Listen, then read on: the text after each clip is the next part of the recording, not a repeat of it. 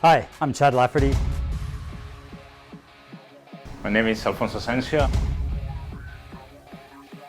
Hi, I'm Harry Hill. And today's topic is conditioning.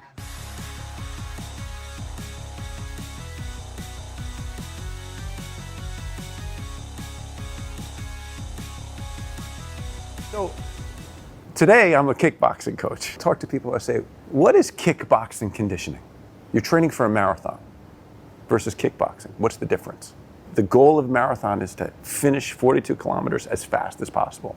For kickboxing conditioning, obviously, our goal ultimately is 5 3-minute rounds. But that's pretty hard. So, I need stamina, technique, mental resilience. When you practice that, the heart rate will go up. And what people don't realize is when your heart rate goes up, your decision making goes down. Yep. Didn't that happen to you in the ring? Absolutely. You get the adrenaline dump and you forget everything that you learned, and it's really just like the muscle memory of you practiced it a million times. But like you said, the conditioning, it's totally different. In the gym versus sparring versus in a fight. Exactly. Is again completely different. Right? And I think that we talked about this, is how does this apply to the business world? That's when we do role play. And when we really put people in various different types of situations. There's the training that we give people, and then there's the stress we give people. And people always say, well, stress is a bad thing. There is no growth, whether it's personal, mental, or physical, without stress. Yeah. But if you do bench press and you hold this for 5-10 minutes up that, your muscles will break down and you fall apart. Right. But the whole purpose of training is to put yourself in these types of conditions that keep building on stress, so that you talk about muscle memory, it's muscle memory, but it's also mental memory. Yeah, absolutely. For me, when I got into boxing, I thought I was in good shape. Like, I played sports, I did things, I thought I'm in pretty good shape. And my first boxing lesson, I was just destroyed. I was laying on the ground, sweating. And for me, there's a direct parallel. I was named CEO of Wall & Case. And right now I'm on the floor crying and sweating, trying to get used to my new, trying to build up those muscles and get used to that new position, because it's a lot more complicated and difficult than I expected it to be. And it's the same, right?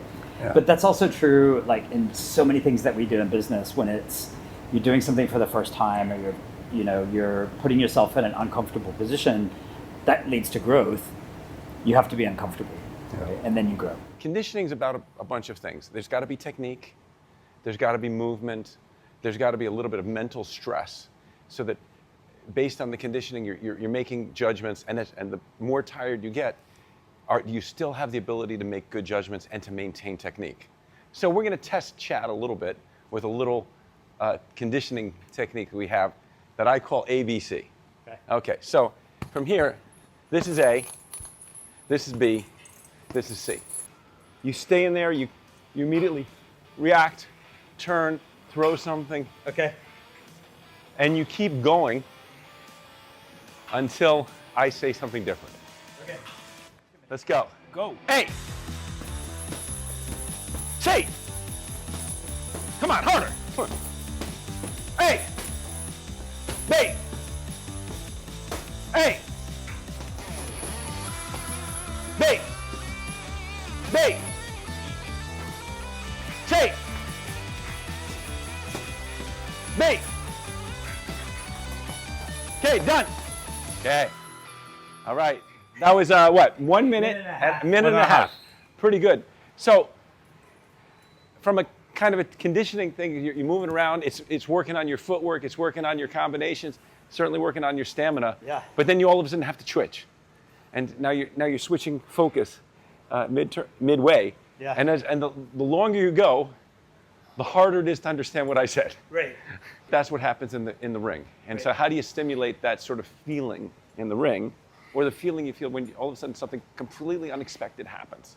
And we talk about role play. We talk about how we can condition ourselves. This is one way that we can kind of condition ourselves.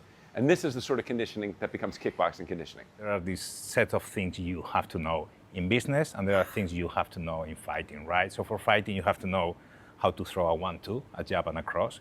You have to know how to throw at least a front kick. you have to know how to do a takedown, right? Because those are things that come into play every single time that and you have to train them enough so they can be performed under a situation of stress. I think in business, you have to know how to do public speaking. You have to know storytelling. You have to have critical thinking. So there are these basic essential techniques that the more you practice them, they will come into play and it will make you better and they will go towards your conditioning. That's it.